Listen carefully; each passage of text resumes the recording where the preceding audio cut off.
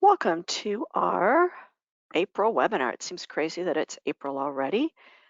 Today's webinar, we will be talking about our being on the same road to resilience, following the same map, being on the same page, whatever words that you want to call it, and how can we get there? I'm Linda Nelson. I am the speaker for this series this year and the president of ICOR, and I do manage the day-to-day operations of our education and credentialing programs. Well, we're doing something new this year, which is our Road to Resilience learning series. And we're offering these obviously monthly, like we're doing today, as well as on demand. And if you attend each of these, you can earn your Road to Resilience learning badge. And so you can, if you want to view them on command, you can on demand, you can see them on our website under our webinars page or also on our YouTube channel. So we started off the year by kind of talking about resilience and how we're going to travel down this road to resilience and figuring out where do we want to go and who's in charge of the planning, who's going to be coming on the journey, who's going to be responsible for which parts of things.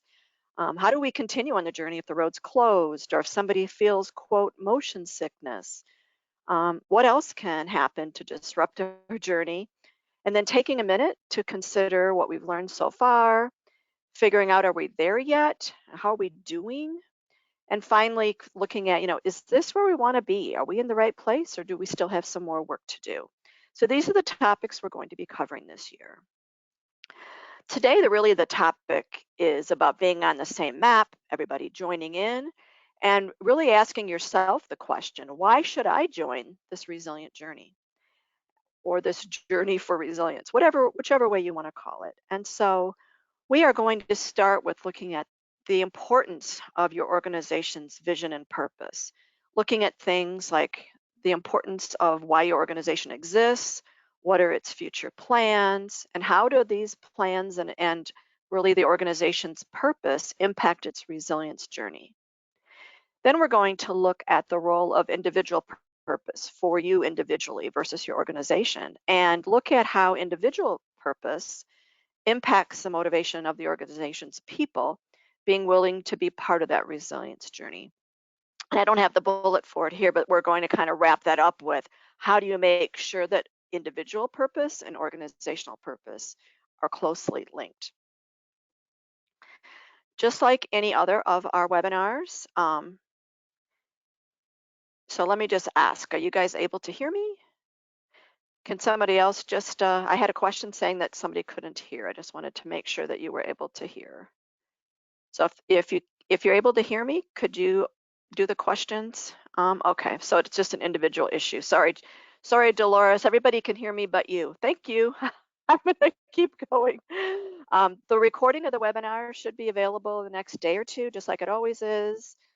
It will send you the link to the recording as well with your certificate. You guys have all found the questions button and let me know you can hear me, so that's great. If you do have questions going along, I'm going to try to answer them when we do our polls, but this time our polls are going to be a little bit different.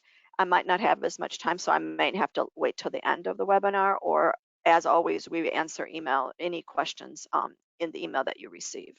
Just remember also that if you want the certificate of attendance, you do have to attend 35 minutes minimum, or if you attend it on your own, just send us an email letting us know. So let's begin planning our resilience journey. The first question is, do you know where you're going? Or is everybody on the same map? Are we all on the same road? And is everyone joining in the journey? This is kind of an ironic topic for me. I'm one of those people that literally gets lost everywhere I'm going. I can be even using Google Maps and be going in the wrong direction. And so I kind of liked this panda bear bicycle thing in the woods because I've been lost in the woods and I've had to ask my dog to take me home. And I did that by asking her if she wanted to eat. And she just turned around the opposite direction of where I was going and got us back to the road. So understanding your resilience journey, understanding how to read the map, making sure everybody's going in the same direction and making sure that you don't have people that decided not to jump in. When we look at organizational purpose, really the big question is, why does it matter? And so the purpose of this webinar is to help you understand why purpose is so important, both organizational and individual. It is really becoming a dominating force in business management. And a lot of times purpose is tied to your culture, and it's a piece of that, but it isn't a replacement for that. And so we need to address it. Your organization and other organizations should be looking at the benefits they can bring to the world, not just the value that they can create for their shareholders. And we'll talk about this, kind of that customer focus versus shareholder focus. But if you're a shareholder, you would like them to be shareholder focused as well. So it's not an either or. But we do know there's tons of research out there that shows that when organizations manage to kind of straddle that approach, where you align your purpose-focused leaders with that engaged workforce, they will have the most success. And so we've talked a lot in past webinars about the importance of an engaged workforce. Last month we talked about, purpose-driven leaders or purpose-focused leaders just a little bit. And so we're bringing some of those concepts together today. When we look at purpose-focused leadership, I'm going to say we talked last month that everyone's a leader somewhere, even if you're just leading yourself. Sometimes that's a big job all on its own. But part of your job as a leader is to ensure that those two different forms of purpose, organizational and individual, are connected at work and that they're mutually reinforcing and that they're ultimately a consideration in everything that you do. So this is kind of our general summary to start with, which we're then going to be digging into throughout the webinar. How you hire, how you get feedback and incentives to your people, what kind of learning do you do, and then matching individuals to jobs that they'll find most fulfilling. Also, looking at making sure that your employees or the people that you work with on your teams understand their own purpose and its relationship with the organization's purpose. And finally, trying to be as purposeful and open I can almost say the word empathetic as a leader that you can, so that you can instill that trust. We've talked about how nobody's going to follow you if they don't trust you. And if you're asking people to sometimes leave their comfort zones and then explore how their purpose, or even being willing to share with you what their purpose is and how you can meet that at work. People sometimes think that this is private. It is not something that they want to express a vulnerability to, especially if what they're doing at work doesn't really meet their needs as far as, kind of why they're there and what they want to accomplish as part of their individual lives. But purpose is in the news. So obviously on LinkedIn, the importance of having purpose at work, and they're talking about Psychology Today article about the why behind what you do and what you desire. Great Places to Work looks at the power of purpose in the workplace and looking at that connection between employees with meaningful work and how it increases retention, innovation, and all of those things we talk about being with an engaged worker. McKinsey had a study in 2021 that they did in 2020 that they published in 2021, talking about making sure that you're helping your employees find purpose so they're going to leave. Gartner also has written about how employees are increasingly seeking value and purpose at work. And they have another research that talks about that human-centric approach where that really enables people to have more control over their work and their work environment, which I'm sure you've heard a lot of. PwC, and we're going to be sharing some of the results of their study, did a study of purpose in the workplace, and they're really showing the importance of it, and then that disconnect between what people say is important and what they do. And then Time Magazine also talks about young workers who are seeking jobs with that higher purpose. And so all of these things, there's dozens more that you can find just by doing a simple search, but they all are saying the same thing, that purpose becomes almost that secret ingredient or something that you need to have in order for all of these things to come together really in your culture and how you operate. So when we talk about organizational resilience strategies, we have these 25 strategies, but the one that we're going to talk about today is the very first one under leadership and strategy, which is that we need to have a shared vision and clarity of purpose. And these strategies are seen in more resilient organizations, and they're also seen as tools to help you build a more resilient organization. So let's look at dimension one, leadership and strategy. Essentially, what we're saying here is that organizational resilience is enhanced when the organization intentionally implements strategies to increase resilience. Well, we know that anytime you do anything intentionally, you should see some sort of improvement. So that's kind of a no-brainer. But we also know that everything that happens is tied to the behavior of leadership and how they decide to implement the resilience strategies, and how important it is that they have a very good understanding of who you are as an organization, as well as your relationship to others. So we're going to be looking today really at this understanding of who we are and what we're here to do. So that first strategy talks about that shared vision and unity of purpose, and says that as an outcome statement, that there's a clearly articulated and understood purpose, vision, and values that provide clarity to decision making at all levels of the organization. And we always see this in the insect world, you know, how well they work together, whether you're looking at ants or bees or anything else. They seem to know why they're there and work together to do that. When we look at some of the capabilities that you need to have in place to implement that strategy of having that shared vision and unity of purpose, you're looking at outcomes like your behavior is aligned with that shared vision and purpose. So how you do your work is tightly aligned with that.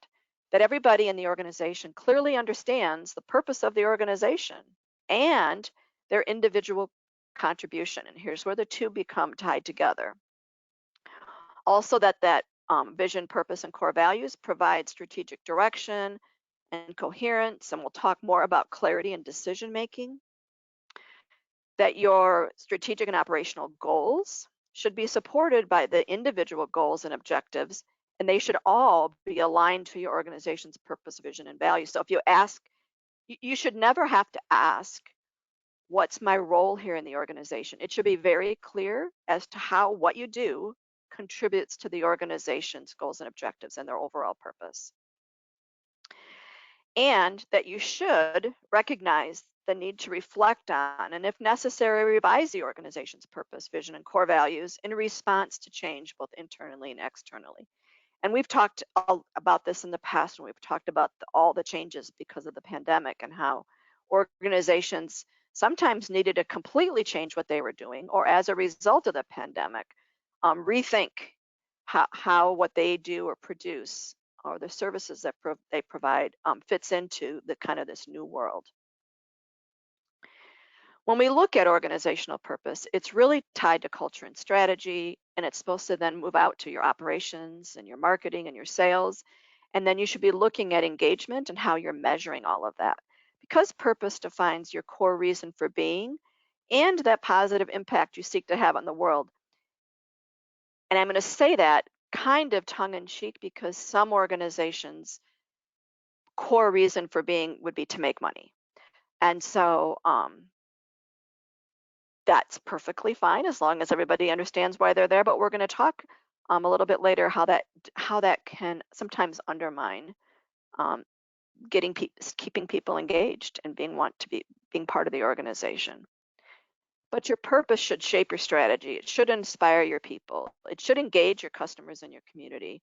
And it should help you steer your choices and how you make decisions during difficult times. But it also should be really, really part of your culture. So a lot of times when I-Corps is exhibiting at conferences, we have this huge banner and it says, has our logo, and it says resilience, education, credentialing, leadership. And I'll ask people, so, or they'll come up and they'll say, what do you do? And I say, we educate, we credential, we certify people, and we are trying to provide leadership in the world about resilience. And it's that simple. And so it should just help you decide what's in scope and what's out of scope for new initiatives, as well as help you make decisions along the way. And because it leads to your strategic choices and builds on all those cultural strengths that your organization may have. So when we're looking at how can we do this? And so what I'm hoping you see today is some things that you can do as an individual, and maybe not as a top management person, or obviously both of those things agree, but one of the things that people have asked for is, can you provide some examples of what this looks like? And so without giving examples of specific companies, because we're not able to do that, we can talk about how you might make this happen and how you can make things happen in the space that you're in. Because so if you need to strengthen your identity for your organization so everybody understands why you're there, especially like if you're in the middle of a merger or acquisition or something like that, becomes a very difficult time for people to understand kind of, okay, this is who we were, who are we going to be? But we know that purpose helps attract people to join an organization. It also has them stay there and to thrive. And it is really expensive when people leave. And so when you've done all the work recruiting people, you want them to stay if they're doing a good job, and you want them to feel successful because we want everybody in the company to know who they are and why they're there. So if your strategic objective to try to strengthen your identity is to place purpose at your core, then as an outcome of that, you need to make sure that your vision and your purpose and your core values provide coherence and clarity in all decision making. Because we know that when organizations do that, it really meets employees' needs for that affiliation, that social cohesion, that purpose and meaning, which will make them more resilient than those that don't. And because we're doing that, and everyone knows why you're there, it means you don't always need to seek direction or permission from people above you. I'm going to apologize early, is that I'm on medication for my allergies because spring is here, but that does not mean I'm cough free at the moment. So let's talk a little bit more about how you place purpose at your core. You need to understand your stakeholders' perspectives. Which pillars of your strategy are the most or least congruent with your purpose? Which things do you see that are maybe have become less important? Or how would you rank your products or services tied to your purpose with one based on profitability? So putting those side by side, and what does that look like? Making sure that you make purpose your company's superpower. Really at, put aspirations out there to push for specificity. That's another hard word to say. On that alignment between the purpose and value of everybody who's there. And then try to keep purpose at the top of everyone's mind every day. I'm sure you've been in companies, or maybe someone where you work now, where you walk in and you see, you know, these your core value statements, or whatever written on the walls or on plaques, and that they're there around the building itself for you to see. But the question then becomes, is this just there on the wall, or is it something that you're doing? And does the organization and the people that are part of that reflect on their purpose? So when you're looking at whether you're organized by business unit or agile squads, or in pockets of those more functional areas, um, do they have do you have the autonomy and incentives to do your work with purpose? Are your purpose-driven functions, such as philanthropy, I'm really having trouble talking today. Must be the cold medicine. Philanthropy, being self-contained silos, which is very often the case, or are they connected with the core of your business? So one of my friends works for an insurance company, and you're like, so when it's time to go around and give back to the community, they do some service work in the community where that year, depending on what region they're in, has been maybe hit harder than others with some kind of a natural disaster. Because they're the insurer of that community, they try to go in and then as volunteers do some sort of a base, but it's once a year. So the question becomes, yes, it's tied to our philanthropy, is tied to our business and what it is that we're doing, but is once a year enough? Do people still feel like that's good enough? Making sure that you measure what you can and learn from what you measure. I always talk about the importance of data.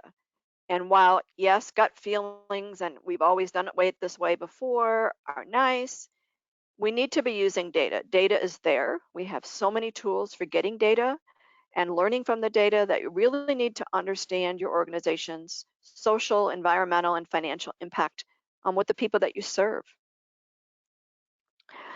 And so then looking at your reporting, And are you getting some insight about your efforts to deliver on purpose? Is anyone measuring it? So the idea is, first of all, figure out how to measure it. And second of all, then take that data and figure out what to do with it. And then when you have that data, are you taking any action on it? And then figuring out, what are you not measuring and what's not being measured? And is somebody going to hold you accountable for that in the future, for not thinking about it? And then looking at what are the metrics that you're using for performance management systems, whether those performance management systems are for a certain line of business or for individuals, whatever it is, making sure that those metrics work and that they're providing you with what you need. Make sure that when you're recruiting, you connect the purpose of the organization to personal contributions on how this role could bring to the company. And I think when you're looking at younger people today, I think about my parents' era, and you were just looking for the best job, and you went that for that company, and you stayed with that company for your whole career. As we've gone through the generations, and I think the more current the generation is, or the younger the generation is, the more that you're going to see that people are researching what the organization does, and there's plenty of ways for them to find out, and how they contribute, because they want to be a part of something bigger. And so when you're onboarding people, make purpose part of the first conversation that you have. I know one of my kids is a younger employee, and they talk about this at their regular performance evaluations, both the formal annual one and the informal ones that come along every couple of months, and really looking at, is this job what it is that you want to do? Is this, how do you feel that you can contribute to the organization's purpose? And are there places where we can help you also to do a better job at doing that as well?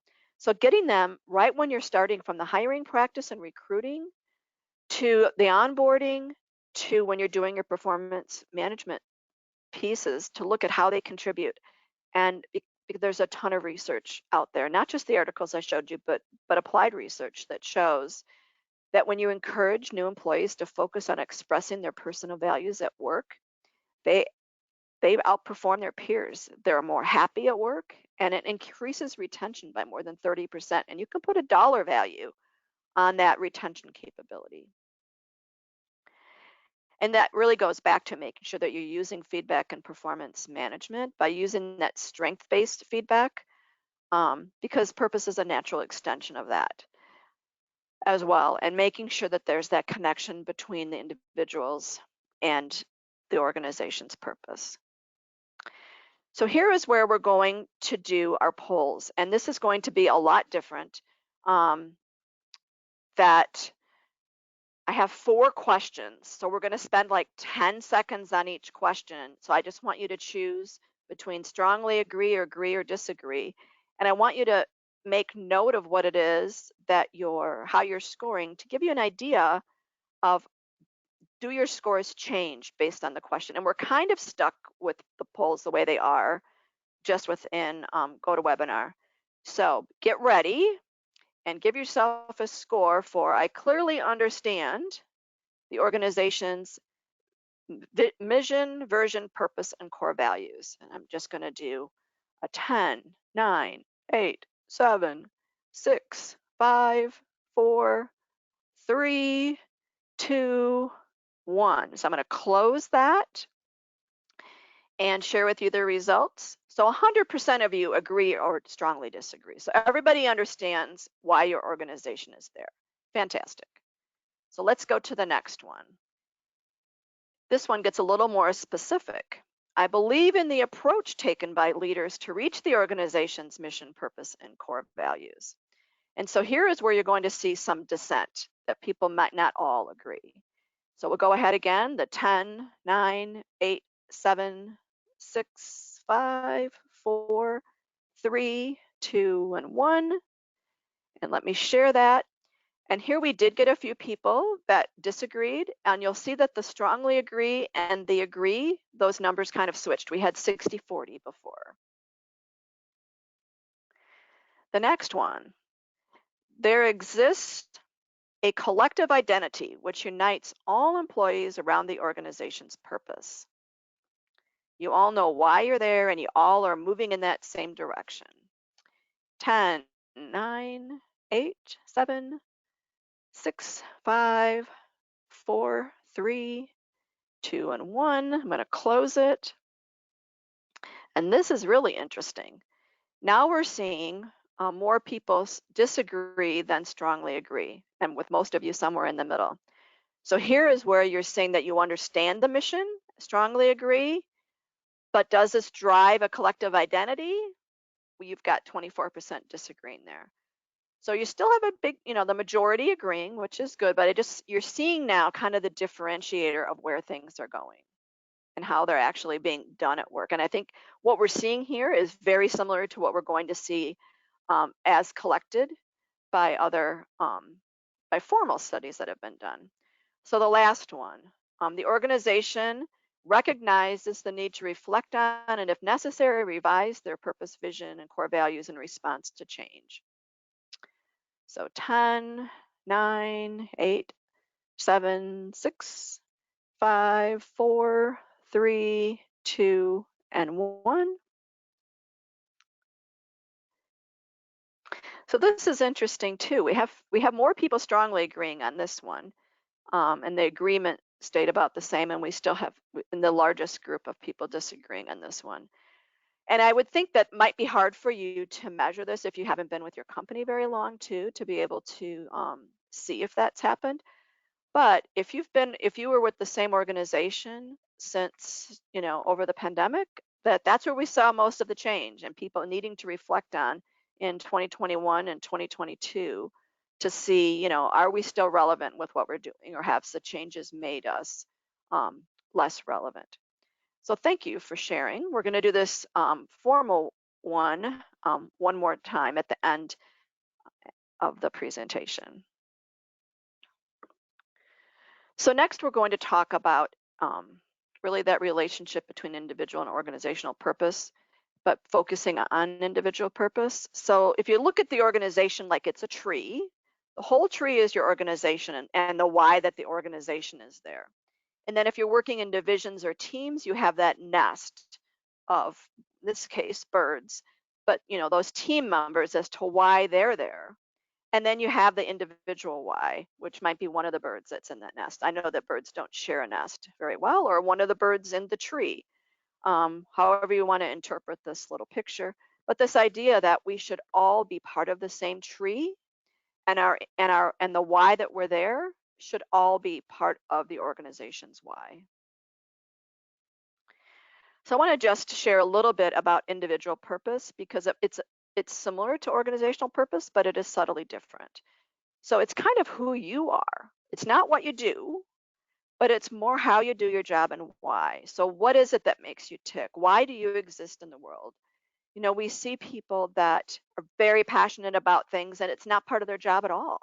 Imagine, I just remember, as a kid being told, if you can get someone to pay you to do what you love, you're at the perfect place or the perfect company or the perfect job.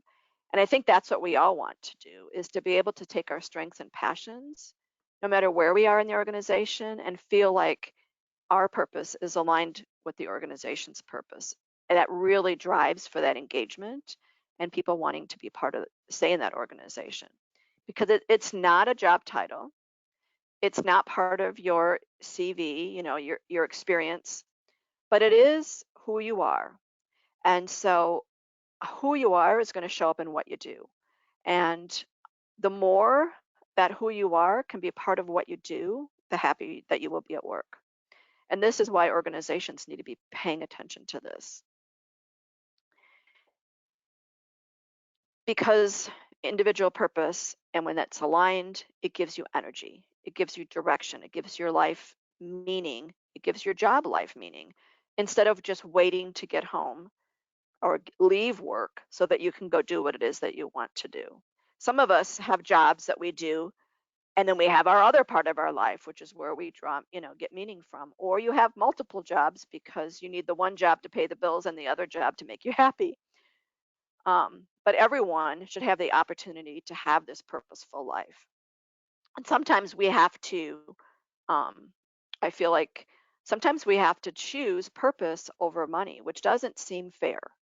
And so the organizations who can provide for meaningful financial benefits for their people as well as purpose have really found that winning way. I want to show you one small story. It has to do with being on time, enjoying the ride, and being kind, even if you're having a bad day. So when I was a kid, my dad was a corporate person, and his company went out of business. And all of a sudden, he found himself without a job. He found himself without a home, and he was not a happy person and trying to take care of his family. And so he found that he never again wanted to be without a job. And so he said to himself, what can I depend on? And at that point, in the 70s, that was about having kind of a union job. And so there were two openings. There wasn't a lot of jobs happening then. And so he applied to be a postal worker. And I'm glad he never went postal because he could be a little hyper, but also in the Minneapolis, the Metropolitan Transit Commission. So the busing system in that city. And he got a job as a bus driver. And it was not what he wanted to do. It wasn't what he went to college to do. It didn't fulfill his individual purpose in any manner, but it was a job and it helped him to pay for a home and take care of his family. And so he decided that he was going to make the best out of his job. And he decided, you know what? My job as a bus driver is to help people get to their jobs on time or wherever it is that they need to be. And this is specifically for people who maybe don't have access to their own private vehicle. So I'm going to make it my purpose to be on time and to make sure that the people on my bus are able to get there when they need to. Also, because he would be able to pick, as you get more senior, you can pick what route you want and you can stay on that route if you can. So he was able to stay on this one route for like 15 years. And he said, I want the people who are on my bus to enjoy their ride. So he spent time getting to know the people that regularly rode his bus. He wasn't a bus driver who sat up in front with the plastic. Nowadays, you have all these things to protect the poor bus drivers.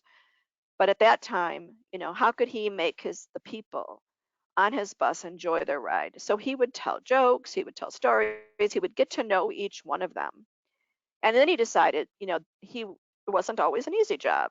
Sometimes when he had to drive at night, there were drunk people on or people that, were under the influence of whatever. There was some violence. And he said, I have to just be kind, even when I'm having a very bad day, because some of the people on my bus are having very bad days and it's impacting me. And when he died, it was crazy. He hadn't been a bus driver for about 9 or 10 years when he died. And people came to his funeral because he had an impact on them as their bus driver. And so, no matter what your job is, if you can make it meaningful to you and find that individual purpose, simply your job is to get people from here to there and make the ride as enjoyable as possible. It makes your life and your time and your life, your job, I should say, much more fun or enjoyable.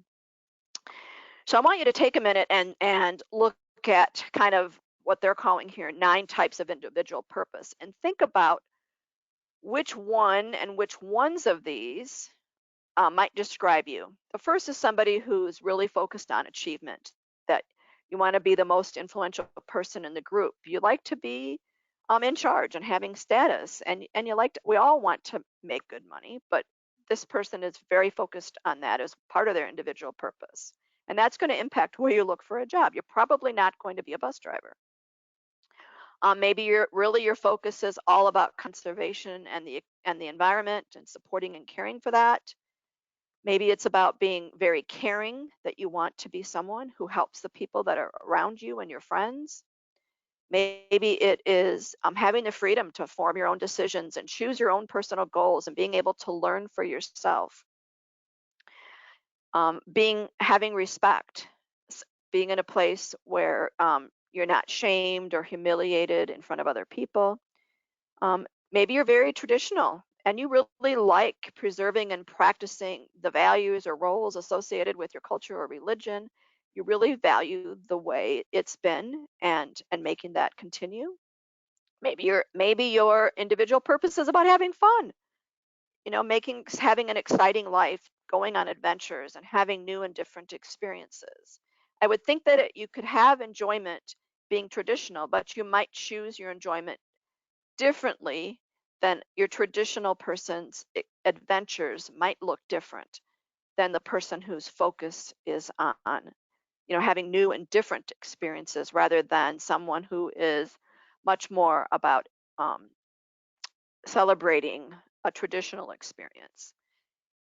Oh, and then you have being stable. Just, I like things to be structured. I like to have order. I like to have process clarity. I really like following rules and standards.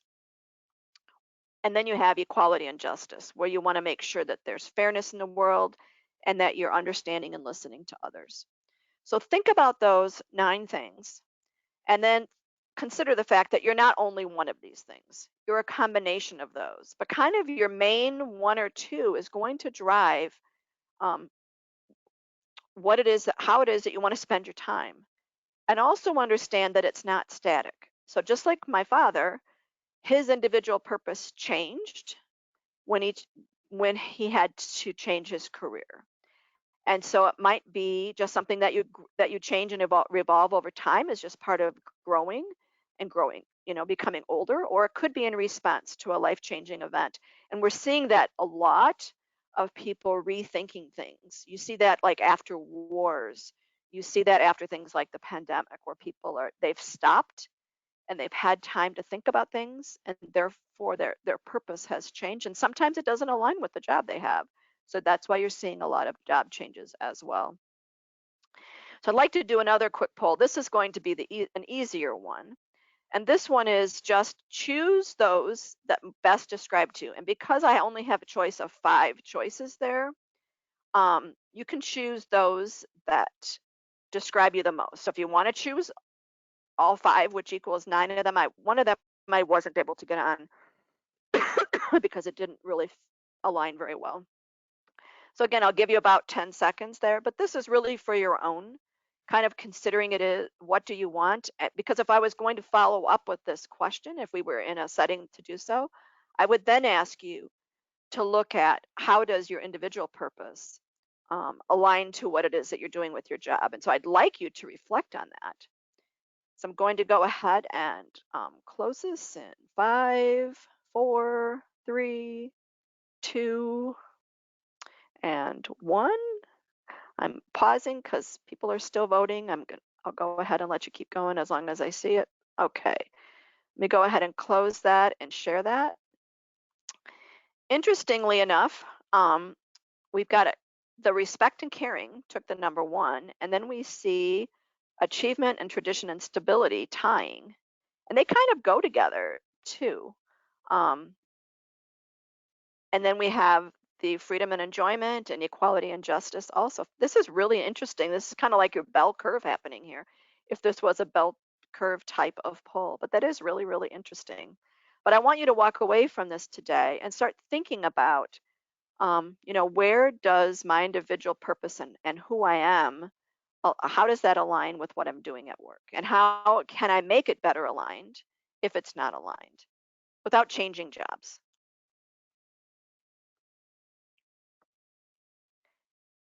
So let's talk just a little bit more about how individual purpose benefits organizations. Purpose can be that important contributor to that overall employee experience, which leads to that employee engagement, the stronger commitment to the organization, and that increased feelings of well-being. Like this is the place I want to be. You're not feeling that conflict when you go to work. When that purpose is really congruent with their jobs, they tend to get more meaning from your roles, which makes you more productive and more likely to outperform your peers. And so we're saying here leaders throughout the organization, everyone is a leader. So I want you to pay more attention to individual purpose and that alignment between individual and organizational purpose, because that is really a cornerstone. It's almost like it allows you to be innovative and transformative because it's releasing you from some of the stress and feelings of conflict that you have when things aren't in alignment. So what can you do? You need to have everybody understand why they're here. And so discuss purpose with your team openly, honestly, and thoughtfully. Treat it as a beginning of an ongoing conversation about purpose and meaning and what your employees or your team members want from work. And help your people better identify and articulate their purpose and even start finding ways to help them live it more fully at work. And this outcome will really benefit everyone. I was laughing yesterday because as I was working on this, um, one of my kids came over and she's like, "Can you help me with this?" I'm like, "What?" She goes, "I got something stuck in my heel of my foot." So I got out my magnifying glass and I looked and there was this tiny, tiny little metal shard um, in the heel of her foot. And she goes, "This is killing me." And she pulls it out and we really could barely see it without a magnifying glass.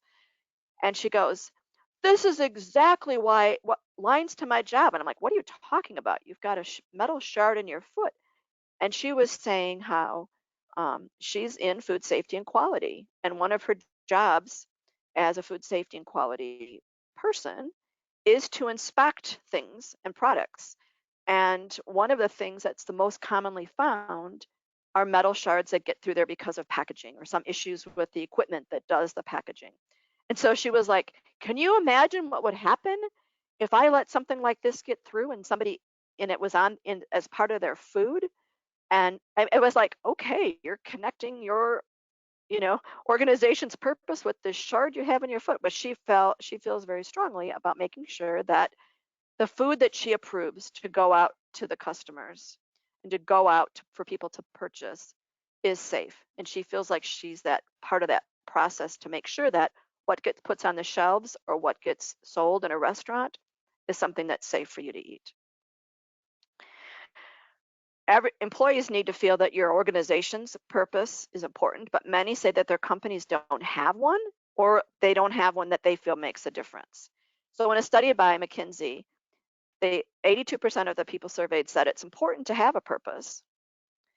72% said that the purpose should receive more weight than making money or profit for the organization, that the organizations have a purpose statement. This is only 2/3. Less than 2/3 of companies actually have a purpose statement, and only 42%, so less than half, say that their organization's purpose statements actually drive impact. So we've now talked about why it's so important, and now we're seeing that they say it's important, but those statements aren't actually having impact. The study that was done by PwC talks about what leaderships believe or leadership believes versus what they're doing. And that probably ties together with the other study by McKinsey that business leaders think the purpose is central to business success, almost 80%. But then when they say, oh, 34% of them say that it's actually a guidepost for decision making of their leadership team. So they say it's important, but they're not using it to make decisions. So the question becomes, with purpose being said to be so important and all the changes that we're seeing today, and where decisions are complicated, there's not like nothing's black and white anymore. It's not right or wrong. That we need these guideposts for decision making, but they're not, purpose is not being used for that. And then and this is something that's interesting to me because if this is how many people admitted to this, there's probably more that didn't admit to it. So it said fewer than 20% of leaders have a strong sense of their own individual purpose other than making money. And even fewer can distill what their purpose is, their individual purpose as to why they're there. That's sad in a leader. Like a leader should know why they're there. It's hard to follow somebody. It's hard to be on that road. It's hard to have, going back to our purpose for resilience and drawing that map and making sure that you're bringing people along. If the leaders of this resilience efforts don't even know why they're there, it is not going to work.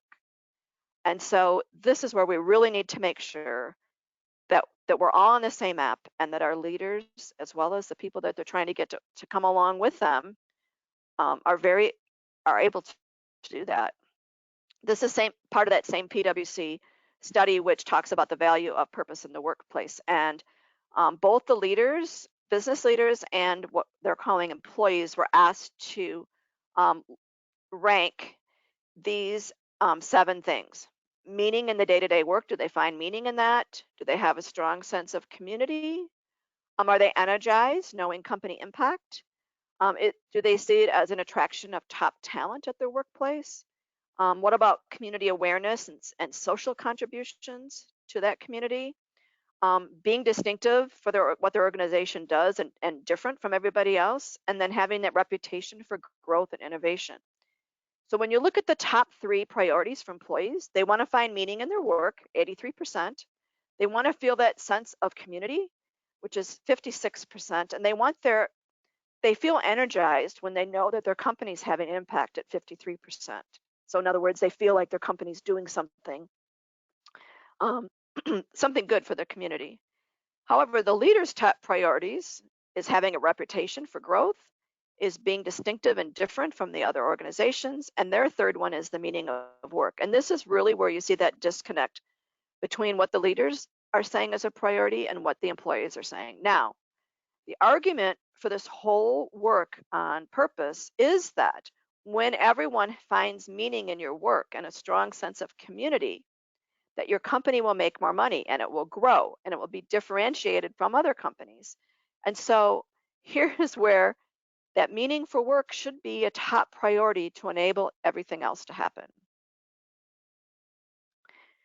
We also know that this connecting to purpose, like I mentioned earlier, becomes more meaningful the younger your employees get. You need to interact with your people daily and understand and give visibility to how the employees' work contributes to the broader impact of the organization. Everyone needs to feel important in their role in the organization, and we've given several examples for that. And so putting those two things together is really an opportunity to, to make people feel engaged and to make people feel part of that organization. So part of this same PwC study is, so how do we make people feel aligned to organizational purpose? And they say, you do that through client and customer stories. And so 37% said we could do that through social media, 31% said we could do it on our social website, and 24% felt that it should be part of leadership messaging. So not just telling client and customer stories, we should be telling employee stories, and we can do that through our team leaders. We can also do that through company-sponsored events, and again, through leadership messaging. When we look specifically at leadership messages, they want that to be told through leadership messages, almost half, as well as they want your team leaders to be doing that, and also through company-sponsored events. So the question becomes back is, how are you communicating the human element of your work and why it's important? I'm throwing this back on each of you because you're each part of the organization and you each have an impact. And then what opportunities are you giving the people you work with to connect with both colleagues and customers on purpose, and having those customer focused conversations as well as that human interaction, people to people at work and team to team at work.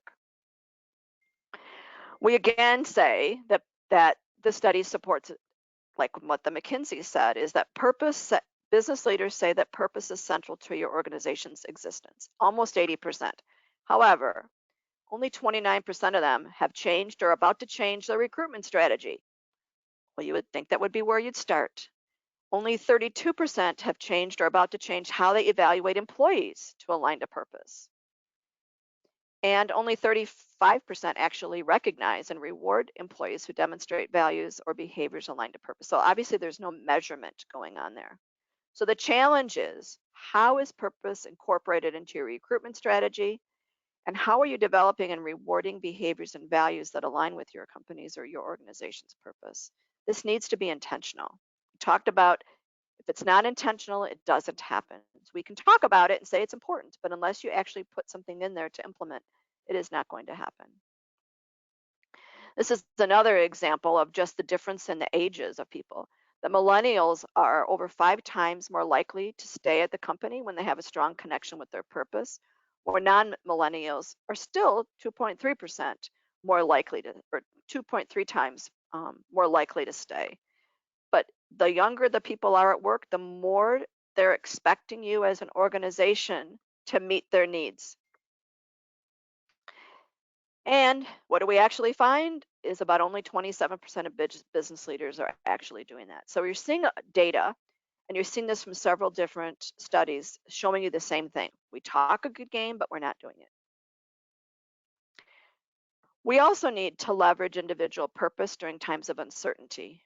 So when we have a crisis, when we're during a time of really big change, individual purpose can be that guidepost. It's going to help you to face those uncertainties, to get through them and make decisions about them.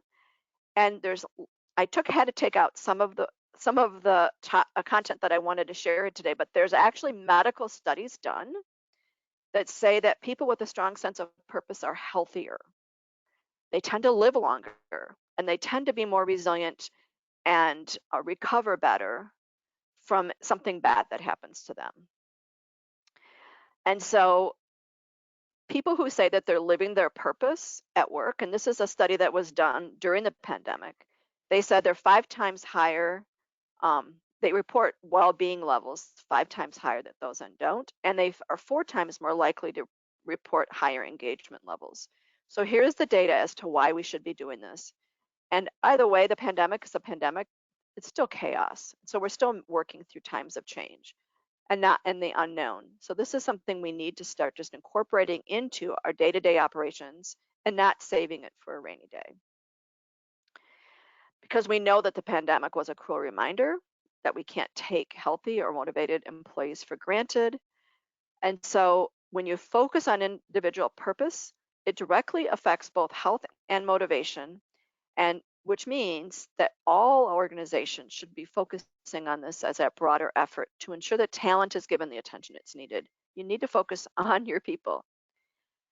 And again, at companies where employees excelled during the crisis, I can't tell you how many people I've heard that said, yeah, we just went back to the old way of doing things, instead of, you know, having leaders find ways to recapture and sustain that sense of energy, that sense of urgency, and that speed of decision making without that of fear and stress, but making the positive part about how you operate and without that fear of what was happening and all that uncertainty that happened.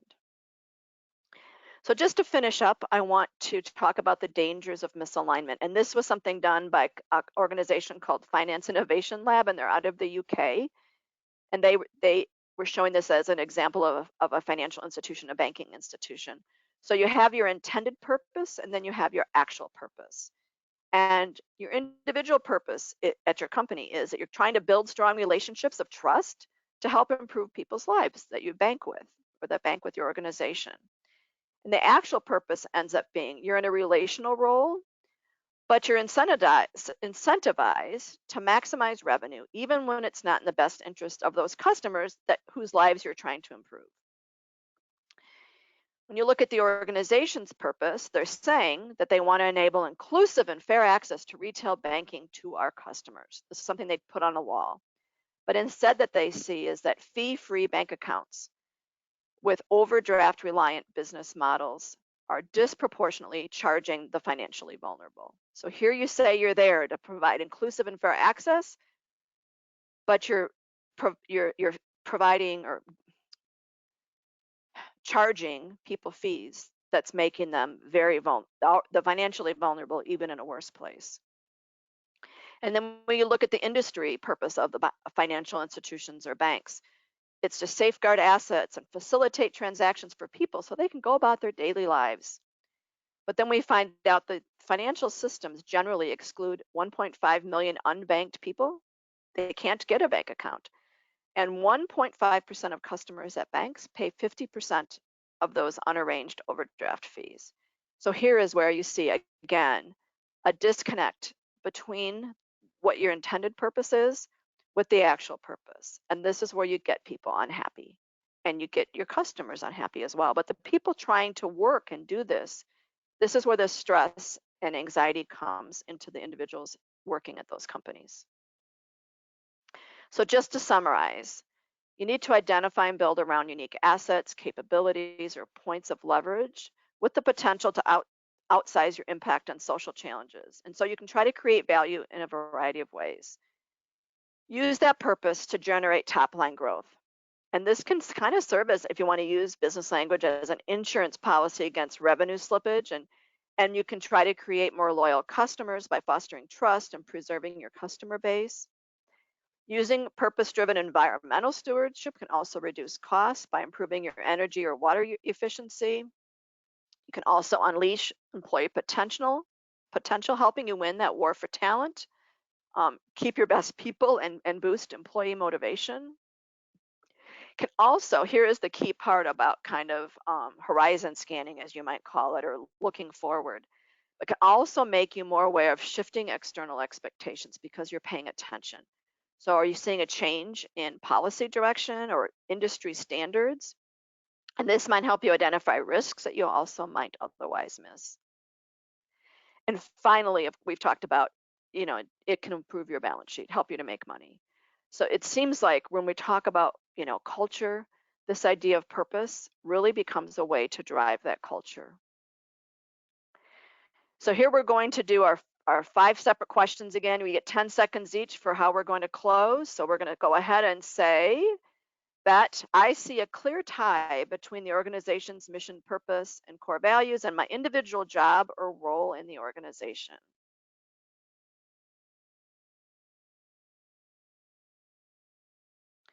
So 5, 4, 3, 2, and 1. All right, we're seeing about 55% of you strongly agreeing, so that's good. You see that connection, and about 16% of you disagree. And so there is where you have that gap that needs to be closed, and you need to be finding out how you might be able to do that. And take the incentive on. There was a question here: is how do you do any of these things when there's too many lines of authority? And I'm going to I'm going to challenge you and say you need to find a way to do that where you are in the organization. Take control of where you are wherever you can. All right, the next question. I feel like my work is personally meaningful and valued and contributes to the organization's success.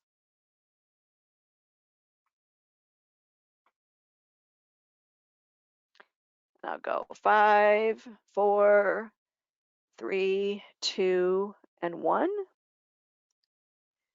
And here we saw actually more people agreeing and fewer people disagreeing. So it sounds like most of you, 94% of you are pretty happy with what you're doing with your job, which is great. The next one says, oops, I have to hide that one first. Let me figure out how I'm clicking. That your organization's vision and purpose provide direction when your team needs to make decisions.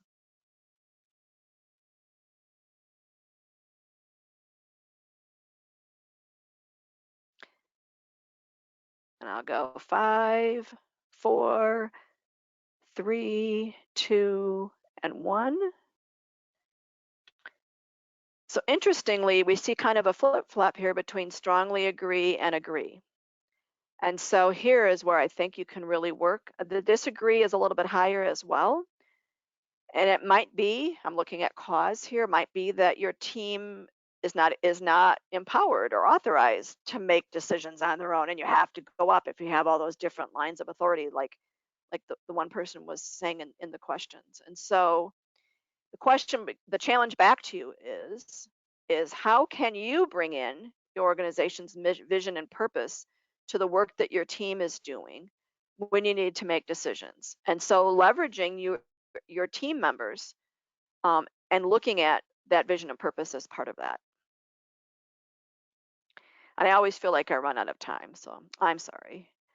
Moving a little faster than I would like to. And then the fourth one is that you believe in what the organization does and it inspires you to contribute your best work. I would hope that all of us would want to contribute your best work no matter what, but really being tied to what your organization does helps to enable that. And it looks like most of you are agreeing with that, so I'm going to go ahead and close it because it looks like everybody's voted. And we're kind of back to that first question that we had when we started the webinar, that you either strongly agree or agree with this. So that's in a good place. And the last one is the organization's identity and purpose meets my needs for affiliation and social cohesion. Again, we'll go ahead about 10 seconds.